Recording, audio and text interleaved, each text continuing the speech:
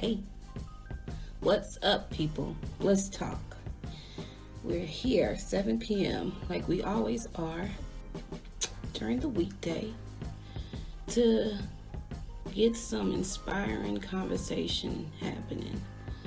I know some of us could use some inspiring words, some food for thought, some chicken noodle soup if you would. And today I have a guest who is actually a motivational speaker. And so I know he's going to have some gems for us. Hey, Jay, what's up? I know he's going to have some beautiful words to share with us tonight on Bliss Talk. So he's the leader of Light Warriors. I'm curious to know what that is. A global agricultural ambassador, motivational speaker. We spoke on that. And a Jamaican jumper. I wonder what that is. What does that mean to be a Jamaican jumper? I wonder if it's like athletics, something like that. But on his page, he talks about shifting, making the shift. And I want to know some examples of when it's appropriate to use our silence versus our speech. A lot of times on Bliss Talk, we talk about balance. And so I thought it was interesting on his page that he spoke about sometimes you need to be silent. You'll realize when you're in that shift that certain things are not worth your attention, your energy. So I wanted to know what are some examples of that. I want to know some of his testimonies related to his hard work paying off. I want to know what are some signs that you're experiencing a transformation. I actually watched a video, like a learning video about knowing when you're in a transition, and they were saying that you'll know you're in a transition when you're just frustrated and you feel stagnant. That means something is not fulfilling you the way it used to. So you have to figure out what that is that's missing. And they were saying that was one of the signs that you're in that transformation phase. So it would be cool to recap with him on what are some of those tall tale signs that you're in transformation.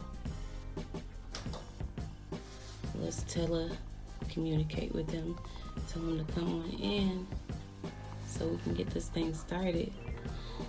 I wonder if he might be like on a different time zone than I am. I had interviewed someone last week where that was the case, and I hope it's not the case for this one because it gets really awkward.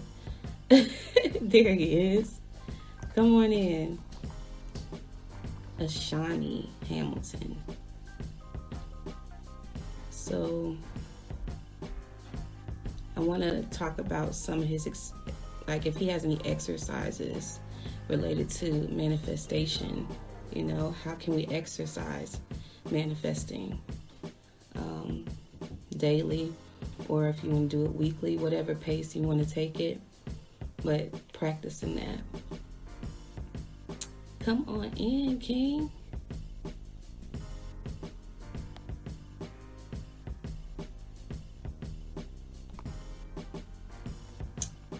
Hit that request to join live for me so we can talk. Are you ready? Let's do it.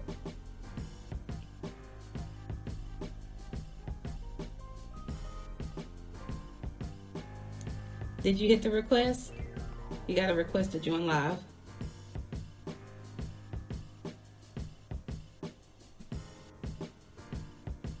There we go.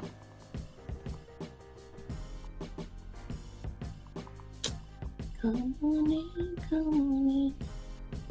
I'm here now. I'm actually working. Hey.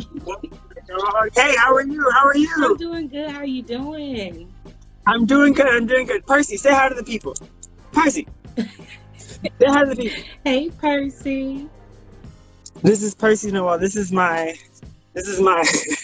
This is the co-star, the co-star to the show. We're gonna find a good spot so we can sit down and talk. But actually, I heard the question that you were asking. You were talking about tips in manifesting. Exercise is very, very, very, very, very important. Walking. I would tell every person, when you walk, that's kind of a form of meditation. It's like active meditation. But like I was just on a business call with a brother from Alabama, and when you walk, for some reason, like right now I'm talking to you. When you walk, the ideas come out of you better. Oh yeah, it's like it pops out because you're motivated in a different way. So I definitely wanted to definitely touch on that. But yes, my name is Ashani Hamilton. Who are you? Tell me who you are while I'm walking. Yes, let me introduce myself. I go by the name of Carmen Bliss. I'm a singer, songwriter, organizer, director of OLPGSO, which is a nonprofit I created to give artists in the community a platform. And I like to, I raise resources for them. I took them on a few trips over the past year just so they can get outside of Greensboro and get some exposure. And it's good to get out there in different cities and see what that energy is all about outside of where you are. So in a nutshell, that's what I do. And then I have this Bliss Talk show where I like to build, learn, inspire, collaborate, and share keys with people who are going steady with their craft. So. Wow. So you said a lot of amazing things. We have a lot of things in common. Yeah. The major thing that you said to me that really struck out was exposure. Exposure. That's kind of my story. I have been many, many, many places all over the world. I grew up in Jamaica, and my mentor talks about it best. He says it's heaven. What is heaven? Heaven is something that lives inside of all of us, right? It is our destiny in a way. Heaven is our destiny. And when we get to heaven, it's almost like to expand heaven inside of us, we have to expose ourselves. So by what you do with, the young people that you work with to kind of expose the artists and kind of help them get exposure, you're expanding heaven inside of all of them. Aww. That's what you're doing. You're making them see, because think about it. I know so many people that, especially Black people. I know a lot of Black people that, for me, I was always the Oreo. I was always, he's not like regular Black kids. And I grew up in Jamaica. So for me, it's always been different. Yeah. And some people, it's almost like some people think there's only one version of Black. Some people think that there's only one version, and again, in other countries, that's what they see on TV. So that's what they believe all Black people are. When a lot of people, Percy, you don't have to pee there, bro. So here's one more. I'm gonna sit down so I can speak to you like a normal person. Ali, come on. Yeah. Okay. Let me show you our views. Hey. These are our views for today. Oh, wow. Look at that. Okay. That. Oh yeah, you're getting a good little meditation there. Yes. That's Definitely visualizing the future. Right. Definitely visualizing the future. I'm gonna put the phone here so we can go into it. But no, based on what a lot of people feel like there's only one version of Black based on what they see on television. I think that's why I feel like our generation, our biggest thing right now is trying to expose different types of culture to different platforms all over the world. For me, I've always been very multidimensional, and I have been able to be exposed by a lot of the different people that I've met in my life. I know a lot of different types of people. I'm a networker. I kind of have like a people agency by chance. So after this conversation, there's so many people I want to introduce you to. I want you to come on my call and talk about who you are and tell people your story, because that's how I work. I work off reciprocity, Okay. I think that it's very important to, when you meet the lights, keep the lights. Keep them, converse with them, fellowship with them, keep moving forward with them, because I build you and you build me. And I feel like in our community, we don't know how to show support sometimes. And I feel like it's our job to kind of teach us how to support each other. Absolutely. Everybody has a different love language. My love language is support. My love language is help me win. You see me trying to go somewhere, share my status, share my picture, like a photo, comment, say something about what I'm doing. That's my love language. And doing this is my love language. When T. Walker told me, he's like, hey, would you be interested in doing an interview? I was like, absolutely. It was no thought about it. And again, when you've been working with someone before, I've worked with him. I've worked with Heavy Energy University and Soul Society with him and Brad, and I've only seen good things. They've actually inspired me to do more and to speak up more and to express myself more. So when you talk about exposure, and again, thank you so much for what you do, because it is necessary for what you do. Because when people see that they can be different things, then they know they can do different things. It's like they become less ignorant with more they're exposed. I know about horses because I rode horses in Illinois.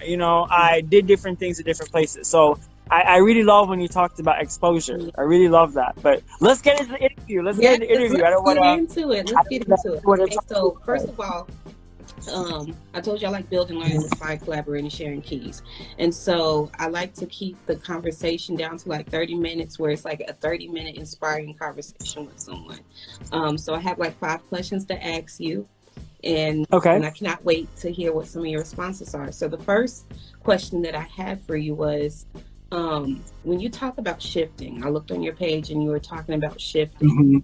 I wanted to go into what are some examples of where it's appropriate to use your silence versus your speech, because you said that I read it and it was like, you'll realize when that shift comes that you'll no longer want to put your energy into that situation or a past situation that you would have, so I wanted to know what's a good example of when we should use our silence. When we should use our silence. So okay. A good example of when you should use your silence in terms of shifting, I would say today is actually a very good example. Today was an interesting day for me. The energies are very, very, very, very different all of a sudden. There's a lot of retrograde going on with a lot of different planets. The full moon energy just kind of came out, and it's a lot of transformation. It's a season of transformation for everybody. And this is truly shifting season. So I feel like for me, it's always been about attack. I'm a very intense young man. I'm a very intense young man in all the different areas, love and relationship, in building. If I want something, I'm passionate, very, very passionate about it. I like to light stoves. I like to light the stoves. And for me, the biggest thing has been, I know now, my father has told me a lot. He's like, you need to know how to have tact. You need to know how to, when you're, especially with like with people that I love, I get even more passionate with them when they're not necessarily they're doing what I want them to do, but when I'm being controlled, that's when I start fighting, But I've had to learn sometimes, Ashani, because you want it so bad, you are blinded by it. You want it so bad, you're very persistent about. I was always persistent in things that were bad for me. And I had to learn, because I thought, I'm a quitter.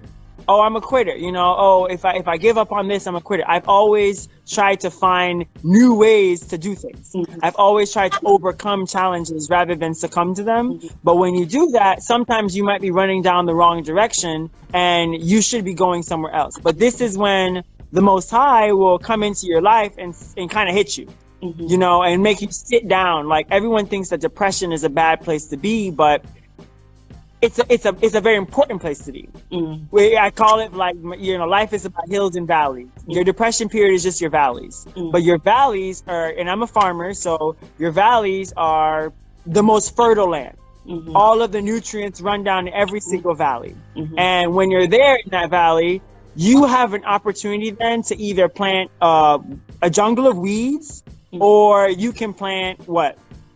You can plant flowers, you can plant fruits, you Yeah. can plant things that are going to benefit your life. So when you're in these Period. positions of shifting, sometimes it's good to sit down. You Yeah. know what I mean? Don't say nothing. Don't try to go any further with doing this or doing that. Like, just sit down and basically try your best to, to kind of observe what's happening to Right. you. Instead of thinking, oh, this is happening to me. Why is it happening to you? You know what? I agree with that. Why is it happening to you? I would like to give feedback on what you just said about the valleys being a place where you can either grow weeds or flowers, because I've been through traumatic experiences, and I allowed myself to be sad, be upset, knowing that that was the emotion that was going to come from this. You know how you can see where this train is going? Yes. And you see it going off the quick. I see it's about to go there, and I already, I came to terms with myself. Like, I know I'm going to be really sad because this certain thing is about to happen.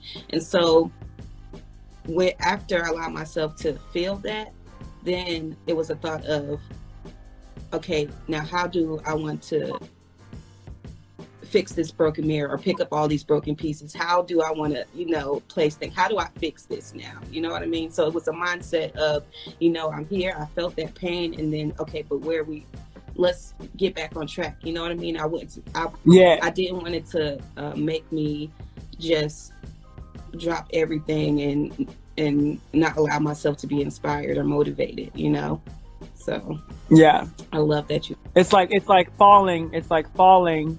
It's like you're scared of falling, but then that falling is a good thing because then you can teach yourself how to pick yourself back up. Absolutely. But some of us, we're so terrified to fall that we don't realize the falling is a good thing. You don't realize the falling is a good thing. But no, I appreciate the first question.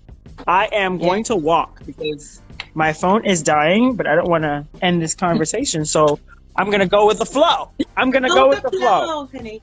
Go with the flow. Okay, so next question. Do you have a testimony related to hard work paying off that you can share with us? Man. I'm trying to think of a good one. I'm going to pick my favorite one. That I haven't spoken about in a long time, but this one really, really makes me smile. If you go on my page, you'll see a lot of horses. And ever since I was a child growing up in Jamaica, I've always wanted to ride horses. I wanted to be a jumper. I found out that it was in my blood. My father is a jumper. Oh. He was a mounted police officer in Jamaica. And I didn't know that at the beginning. And for me, horseback riding, being the black kid, you're the only black kid a lot of the times. And now there's a lot more different platforms that are like showcasing that and making you realize it's a sport of kings and queens. You know what I mean? It's a sport of kings and queens. And it's not a sport based on color. It's more so about talent. It's about the connection with your horse, the animal itself. And it's a very special connection, especially if you're very empathetic, if you're an empath, if you're a spiritual being. Horses themselves, like, they carry the energy as well, very strongly. Right. Horses teach you about energy. They teach you about energy. So when I went to college, we moved from Jamaica.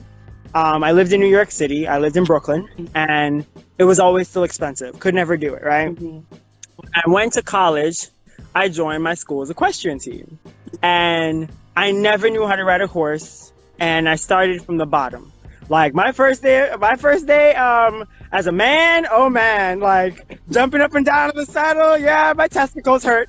That first lesson, definitely so. But it kind of carried me in a way that it made me, I'm a very competitive person.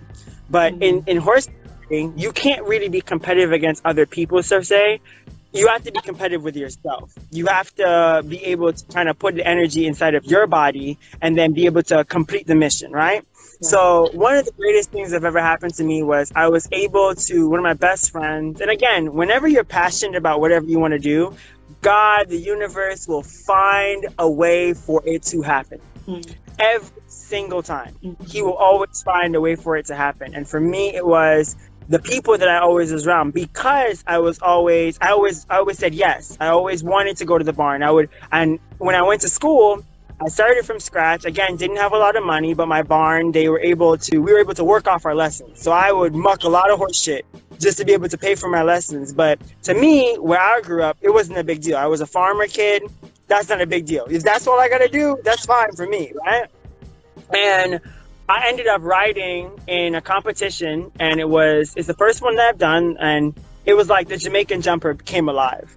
It was probably one of the greatest moments of my life, because the very first time I came to school, I was 17 years old, and I was in my freshman year. I just came to college all the way in Illinois, Southern Illinois University in Carbondale, and I saw a competition. I saw the competition. My trainer's family, they put it on. It's a recognized competition. So very big deal. Mm-hmm. You know, only the true people really do it.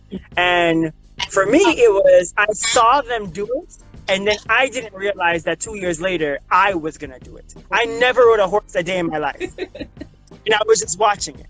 So for me, I didn't realize how many other people I was inspiring by going after it, but it was a lot of work to get there. I rode every horse that I possibly could find. It's almost like people see you trying to do something, and everybody wants to help you. Everybody wants to help. It's so interesting, because one of the girls from my barn, Melanie, she just joined on the interview, and I rode her horse. I rode her horse. So it's one of those where riding for me, and now one of my ultimate goals is to go to the Olympics, to represent Jamaica, and let the Jamaican come alive. And again, just the same way how it happened the first time for me, it is happening now, where I'm being connected with the right people to be able to get that dream. You know what I mean? To be able to go to the Olympics and represent Jamaica and then ride. You know what I mean? I have visions every single day. So it's almost like your hidden passion in a way. You know what's going to happen to you when you get back on the horses, you know? And I worked really, really hard for it, because it was something that, again, people that look like me, we weren't supposed to, be riding horses and all these different things. But I was always the person, you're never going to tell me what I can't do. Right. For that person. If I said I was going to do it, I'm going to find a way to do it every single time, because I was so persistent. But it was always something that everybody saw how hard I worked. I always smiled and enjoyed myself. And at the same time, it was like, dreams do come true. That was the first time in my life I realized that dreams really do come true. I literally watched this event. I was just watching jumps one day, just again being a volunteer. My very first time at 17 years old, and then 2 years later, I'm one of the people competing in it. That is awesome. Completing it, really just lighting up, becoming a whole different person, and that's one of my greatest memories. Yeah. So I just want to recap for the people who have joined us recently on what we've been talking about. We talked about how, silence versus speech, and how to know when it's appropriate to take that silence and move that energy elsewhere where it can be more productive.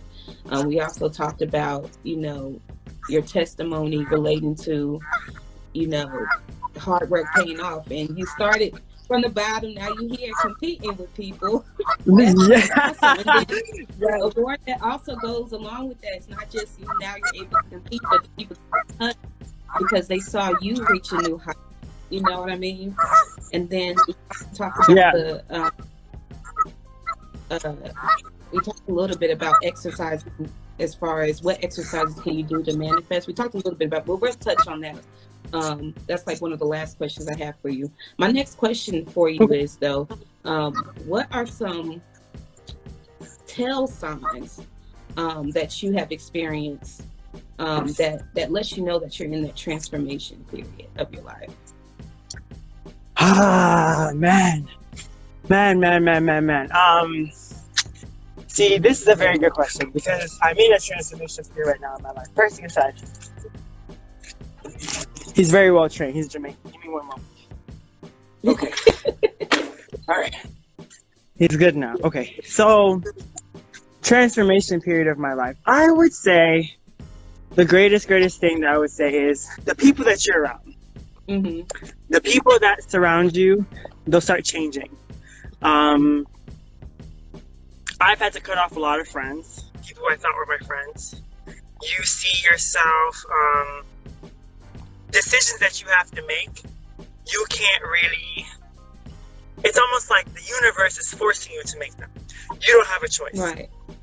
And it's like you get caught up in a situation where before you would make a decision to, to like not do it. Mm-hmm. And then now all of a sudden you're doing it. You know what I mean? All of a sudden you're making the right decision, and like the friends that were there for you from the beginning, they're still there for you now, but your circle is changing. They say that you are the 5 people that you hang out with the most. It doesn't mean that you only have 5 friends. It's just like at this period of your life, if you're going to grow and become the best version of yourself possible, you can't go alone. Mm-hmm. Going alone is stupid. Going alone is boring. Don't do it. Mm-hmm. Don't sit there and not want to go to the next level and try to stay in your own box and feel like you're doing everything by yourself. Right. That's not going to help you. That's not going to build upon your career.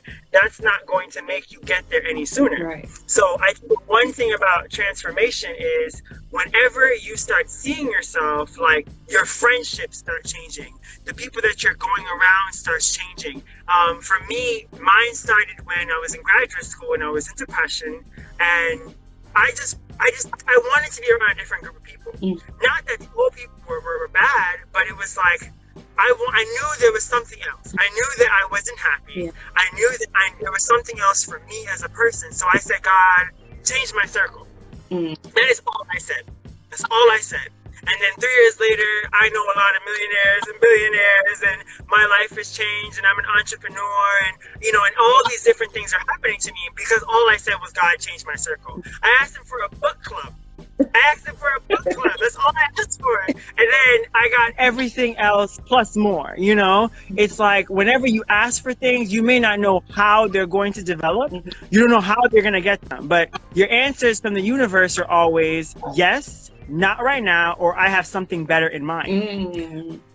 There was a lot more better in mind for me. Right. You know what I mean? Right. And I feel like that's with everybody. Everybody there's so much more inside of them that they can get to, but you have to be brave enough to get there.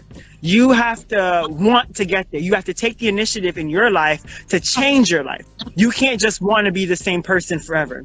And for me, I'm 25 years old. They say that, you're whenever you get like 25, 27, that's the biggest transition of everybody's life. That's where you feel it the most. Yeah. And I'm telling you, I feel it. You feel it. I feel it. It is, growing up is tough, especially when you come from a school system where you were taught basically how to go get a job, how to work for other people your whole life, homework and all these different things. You weren't taught to be a business owner. No. You weren't taught. No. So now it's like, you come out in the world, they say, no one likes you when you're 23. That song is because you're depressed. Everybody's depressed when they're 23 because they're no longer in school. Nobody's telling them what to do anymore.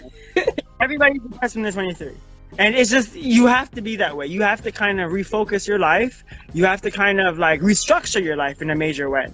And the biggest thing about transitioning is you have to be courageous enough to want to go through it. Yes. Ooh. You have to be courageous to want to go through it, because it's like if you let go of this old person, like we talk about shifting, right? Mm-hmm. If you want that new awesome person, if I want to be King Ashani Mabala, I gotta leave Matrix Ashani alone. Mm-hmm. He can't come. You can't be 2 people.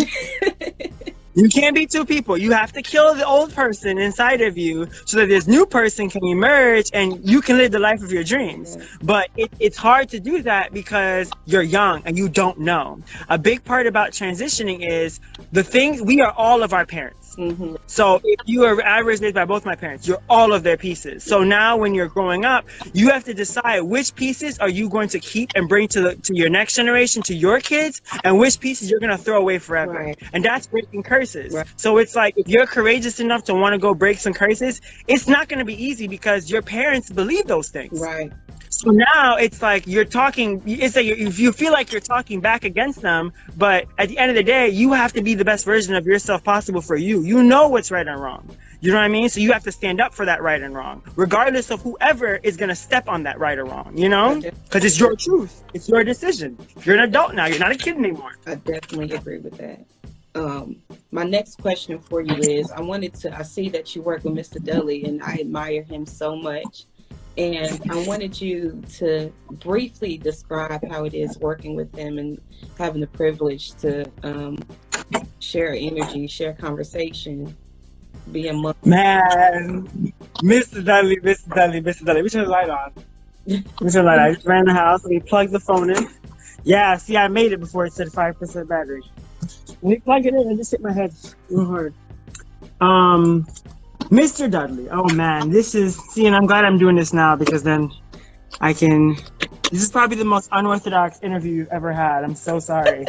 It's all right. I'm so sorry. I'm not usually like this. I promise. Today, I got caught slipping. It's been a very interesting day. Okay. So I'm actually at Mr. Dudley's house right now. A lot of people, I don't know. My father has always told me never tell people your location. Mm-hmm. But it's Corona. Life is short. It's okay. Come roll up. Person will have you outside. The Jamaicans will have you. Don't worry. Roll up. But the biggest thing with Mr. Dudley was, so I told you, all I asked God for was a book club, right? Well, I didn't know that the book club I was going to get was Mr. Joel Dudley Sr. Wow. And the mastermind group. So I am currently his junior executive assistant.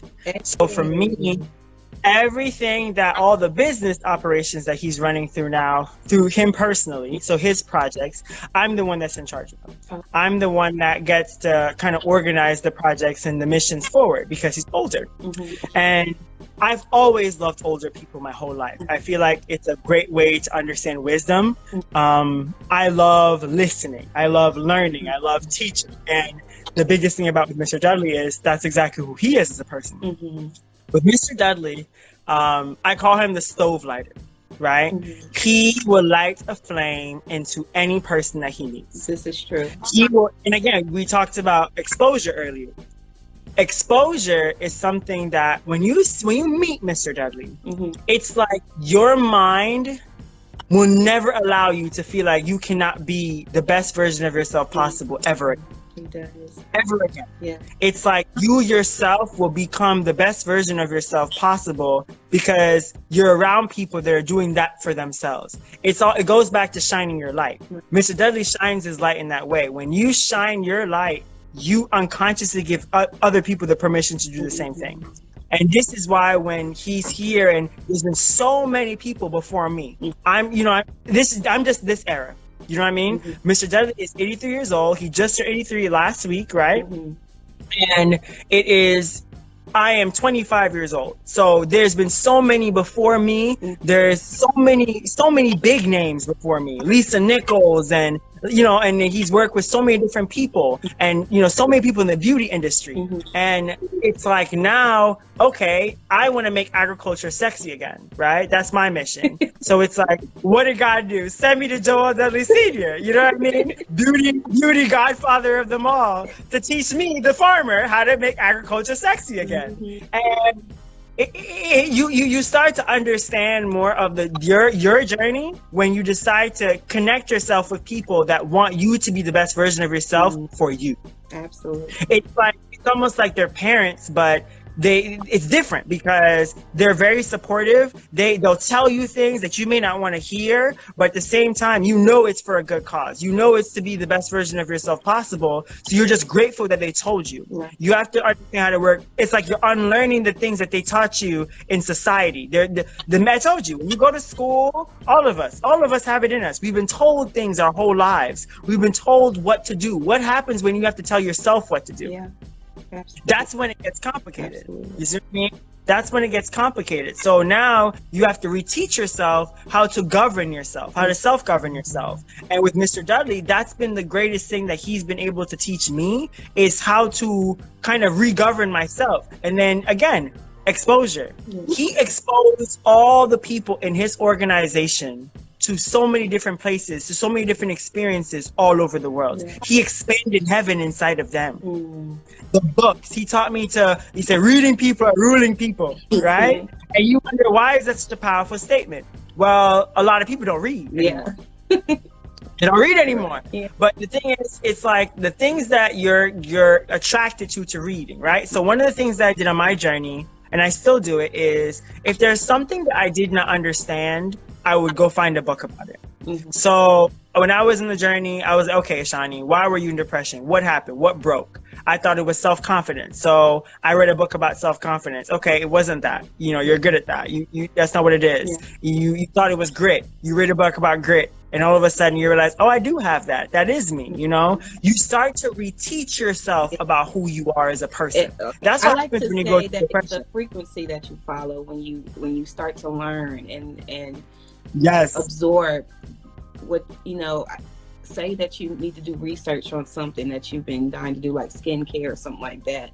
So in the midst of you doing the research, you find other things that are connected to other parts, you know what I mean? So you just, Yes. as you continue You go to down the rabbit research hole. and read, it's just like a rabbit hole, right? And you keep going higher and higher in frequency when you decide to learn and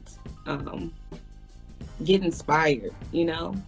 I have one more question for you. This has been so great. Oh my gosh, I knew it was going to be beautiful. I just invited all my friends. I just went down my contact. Yes, I just invited all my friends. Yeah. So we can keep talking. I'm more comfortable now. Yes. The phone's on the charger. I'm in no rush. I have But yes, what is your question? my last question. I wanted to double back on the exercising and practicing manifestation. What I wanted to say about it was, you know, some of us don't know what manifesting is exactly. It might have been a word that they hear all the time, but they're not sure what that means.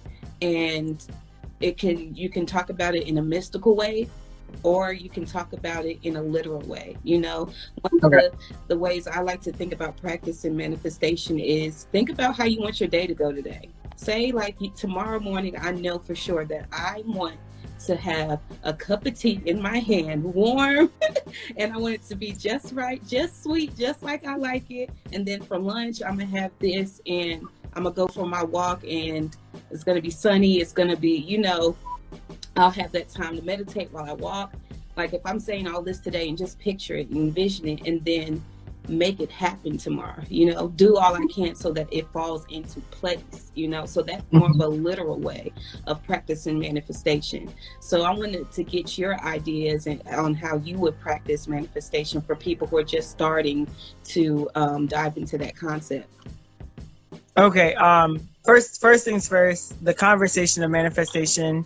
I don't know if they prepped you about me, but actually that is the one thing that I teach the most about.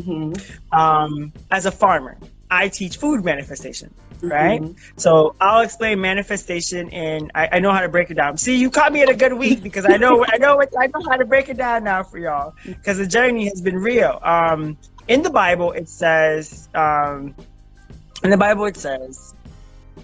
long as the earth remains, I will give you seed, time, and harvest. That is the formula for manifestation. Whenever you write things down, you're writing a seed to the universe. Think of it as a farmer. A farmer, you are thinking about growing carrots. That's a thought, right? Manifestation simply, thoughts are things. Somebody had to create Instagram for us to be here today. That was a thought in somebody's head. Now we're actually using it. It is a thing. That is manifestation. It's kind of like magic in a way, in a weird way. It's like you thought about something, but then you put the time to work on it, and now it is real. It is here. It is harvest time, right? So it's the same exact process with like a carrot. You're thinking about growing a carrot, right? You get a seed for the carrot, you put it in the ground, you water it, you let time affect it, and then in a couple of months, you're harvesting your carrots. You're eating your carrot. Food is energy. So you just manifested your own energy. You just manifested your own energy. Just that simple. And I'm actually writing a book about it, actually a textbook actually right now about that whole concept as a farmer, to kind of break down the spirituality of our connection with the land. And manifestation is something that everybody does it, but you don't know you're doing it. When your thoughts become things. If you're thinking negative thoughts, negative things are happening, regardless if you think it's happening to you and again, it goes, and that's why I tell people, no one has haters. Those are your fans. Don't hate on people at all. If someone hates on you, bless them. Bless them, because you're going to be blessing yourself. It's going to come back to you full fold. Whenever anything that you want in your life, write it down. I have written down so many of my dreams. dreams, and they've come true. Same. I wrote down that I wanted to be what? Olympic equestrian for Jamaica. Then all of a sudden, what happens? I'm in the period of time. And what's happening now is I am meeting with people all over the world to make this possible. Right. I have a lot of friends in a lot of different industries, but the biggest thing with agriculture is the best way to talk about manifestation. You literally put something in the ground. You don't even see it growing. Right. And you're watering it. You're letting God do time, the sunlight. Everything is doing its time. And then what? In a couple of months, you have a harvest. That is manifestation. You thought about growing it, and now you have it in your head. Now it's in your body as food. That is energy. And we learn about food as being energy in school. Right. So now you understand it's just manifestation of the food energy. And that's what manifestation is in the simplest form. You manifest other things though in other ways. Remember, thoughts are things. Right. If you're thinking of negative thoughts like stress, right? You develop that in your body in a negative way.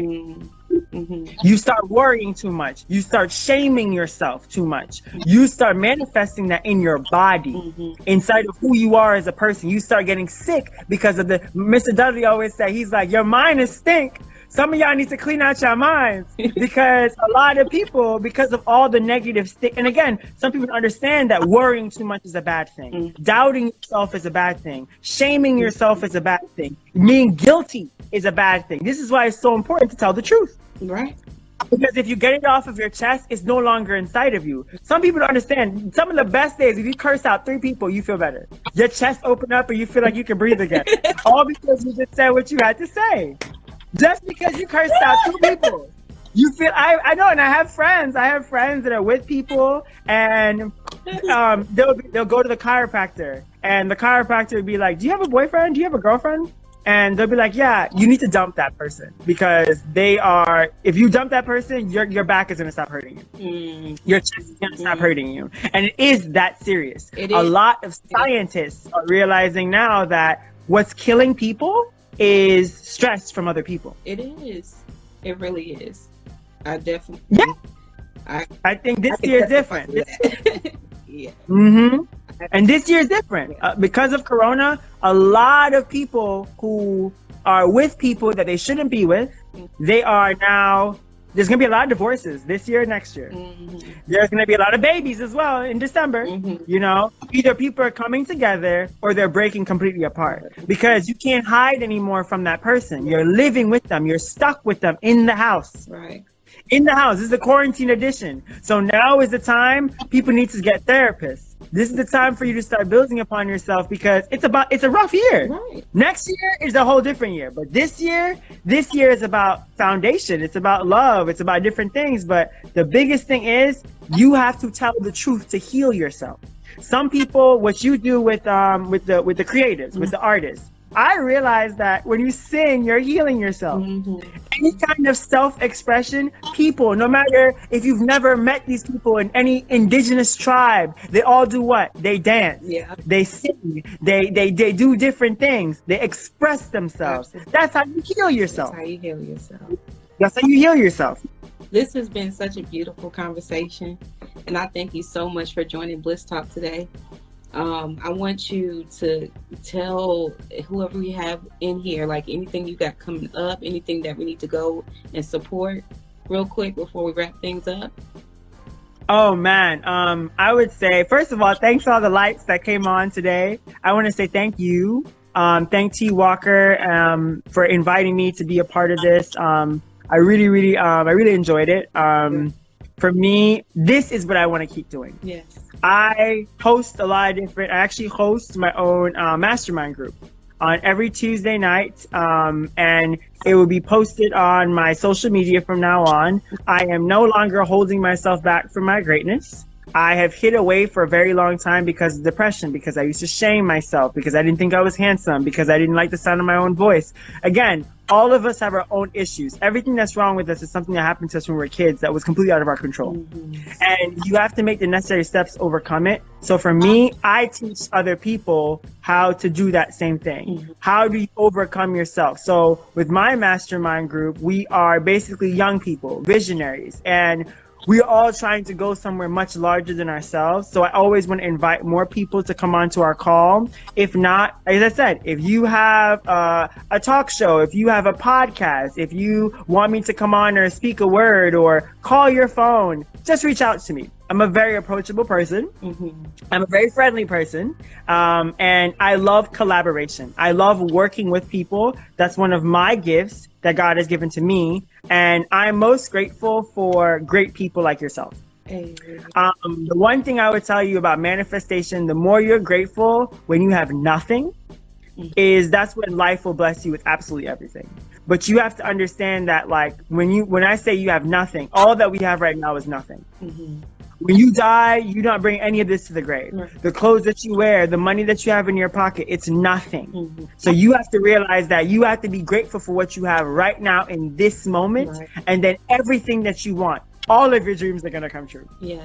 Absolutely all of your dreams are going to come true. So I would highly recommend people, please follow me. Please share this wonderful conversation that we've had. That is my love language. If you want to help me in any way, share this conversation. Share, like, comment. You know what I mean? Be a vibe. Yeah. That's what I call it. Be a vibe. Support Bliss Talks. Support what we're doing, because why? We're trying to spread positive light all over the world. We are. Maybe you know what I mean? Maybe if we're talking on the talk shows, maybe more people get help, huh? Yeah, exactly.